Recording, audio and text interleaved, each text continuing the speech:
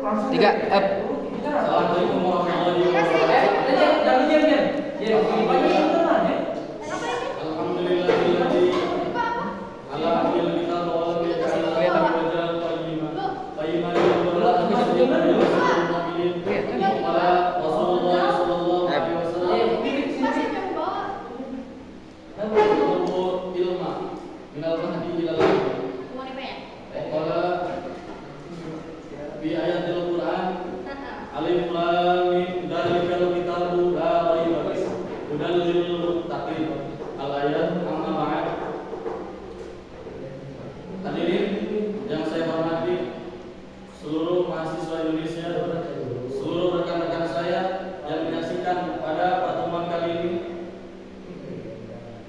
Di dalam Islam kita memiliki kitab berupa Al-Quran, yang mana Al-Quran ini menjadi sumber pedoman hidup untuk manusia ataupun orang-orang Islam, yang menjadikan Al-Quran ini sangat penting bagi kita semua.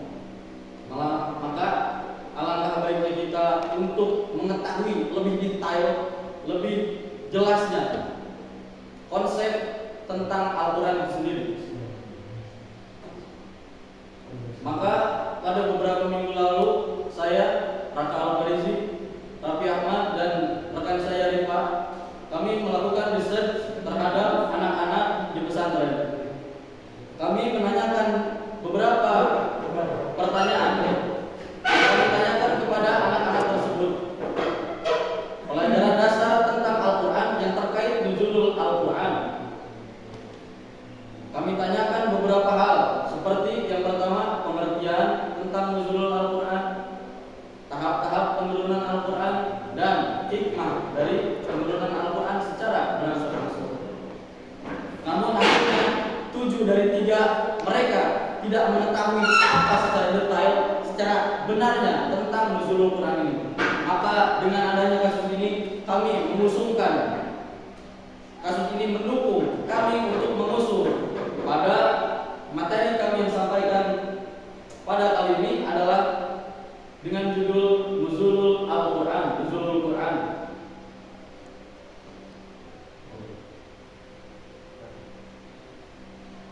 Nuzulul Quran.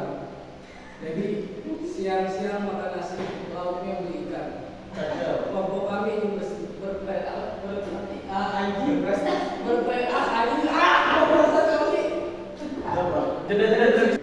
siang-siang makan nasi, lauknya ikan.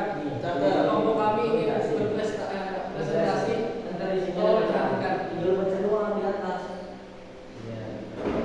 Oke, pertama, Al-Quran adalah kitab suci umat Islam dan menjadi sumber ajaran Islam pertama dan utama yang harus kita imani dan patut diapresiasi dalam kehidupan kita untuk memperoleh kebaikan di dunia maupun di akhirat.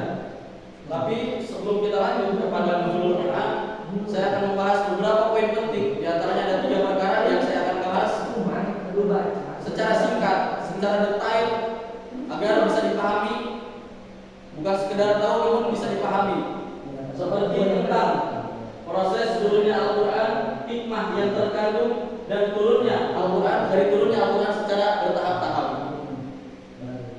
Maka ada 3 poin. Yang pertama adalah pengertian dari nuzulul Al-Quran itu sendiri, dan yang kedua tahap and proses, dan yang ketiga hikmah. Ini adalah poin yang penting dari beberapa poin yang tadi. Maka saya akan sampaikan poin pertama. Yang pertama adalah pengertian nuzulul Quran. Nuzul Quran, kata nuzul diambil dari kata nazala, yang berarti turun. Menurut Ibnu Faris, nuzul berarti ubudus syai' wa qawwah. Artinya turun jatuhnya sesuatu, tetapi keberadaan itu belum diketahui. Artinya nuzul ini adalah turun dari atas ke bawah. Ini disebut nuzul menurut Ibnu Faris. Karena ketika itu Al-Quran ini belum pernah tampak di muka bumi, tetapi sudah ada namun belum ditampakkan. Maka diturunkannya Al-Quran ini berdasarkan dalil ketika itu dalam surat Al-Qadar ayat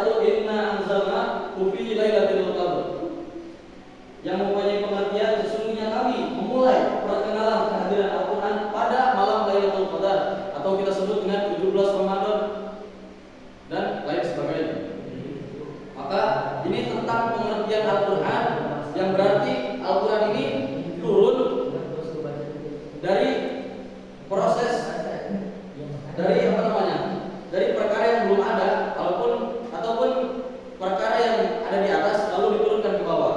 Itu pengertian nuzul secara keseluruhan. Maka ada lagi pengertian bagaimana tahap and proses yang terjadi pada Al-Quran setelah pengertian ini, maka akan disampaikan oleh pemateri yang selanjutnya, rekan saya.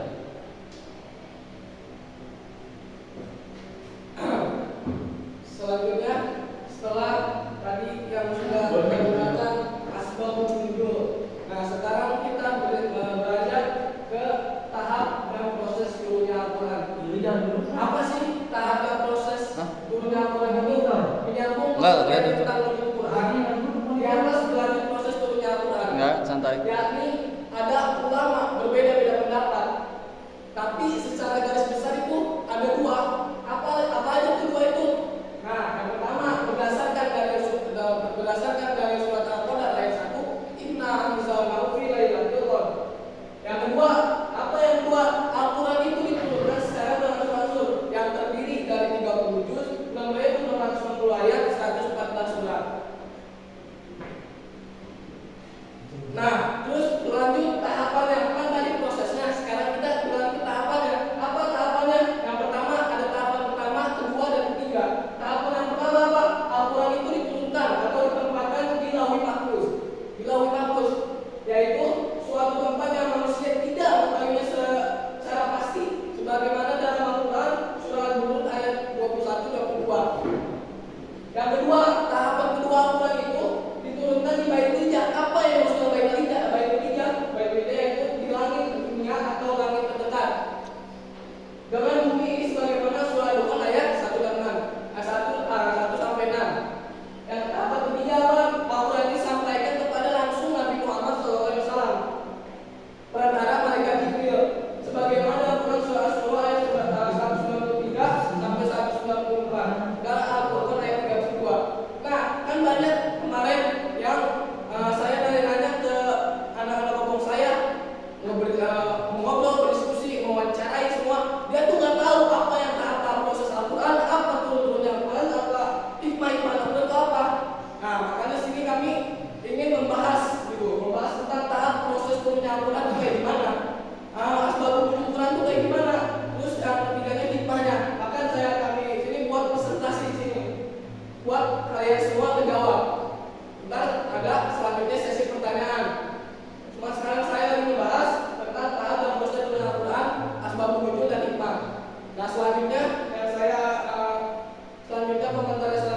materi selanjutnya itu akan disampaikan oleh rekan saya.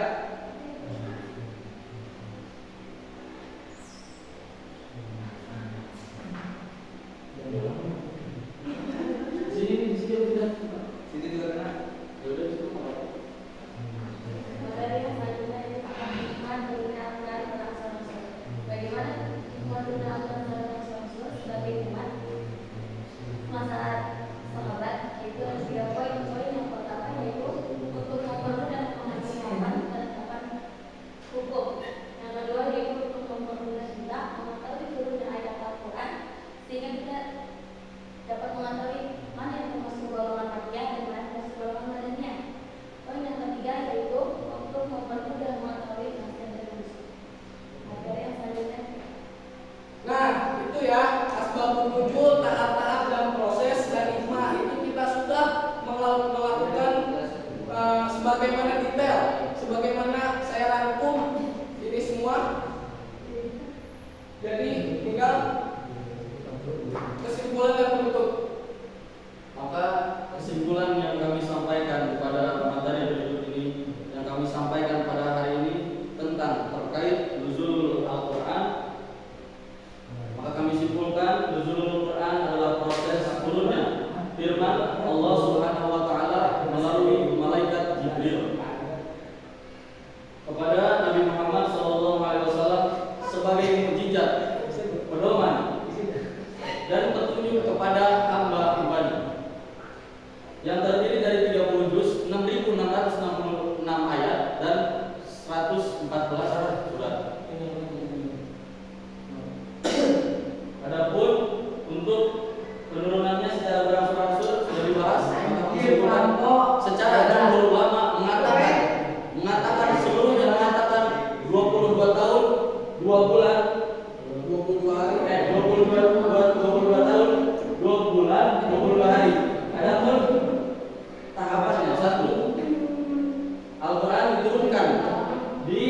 ditempatkan di Lauhul Mahfuz, dan yang kedua di Baitul Izzah, dan yang ketiga secara berangsur-angsur. Dalam penurunan Al-Quran sangat bermanfaat bagi umat setelah masa sahabat. Nah, teman-teman, kalian harus tahu ya bahwasannya Al-Quran itu sangat bermanfaat bagi umat Islam. Saya sudah 10 menit nanya ke semua anak bobong saya, nanya kepada rekan-rekan saya itu minim pada yang tahu tentang turunnya Al-Quran, hikmah Al-Quran, pertahanan dan prosesnya. Bahkan saya di sini melakukan presentasi kesimpulan. Saya buat kesimpulan dan sedetail mungkin. Nah, kalian misalkan kalian ada pertanyaan dari materi yang kami buat, silakan ajukan pertanyaan, bukan harapan. Mohon untuk Anda bertanya ketika ada waktu. Anda silakan bertanya, tolong komen, subscribe dan lain sebagainya. Ini yang kami sampaikan. Sekian, maka kami akan tutup. Jadi yang terakhir ada kutipan yang terakhir yang kami inspirasikan dari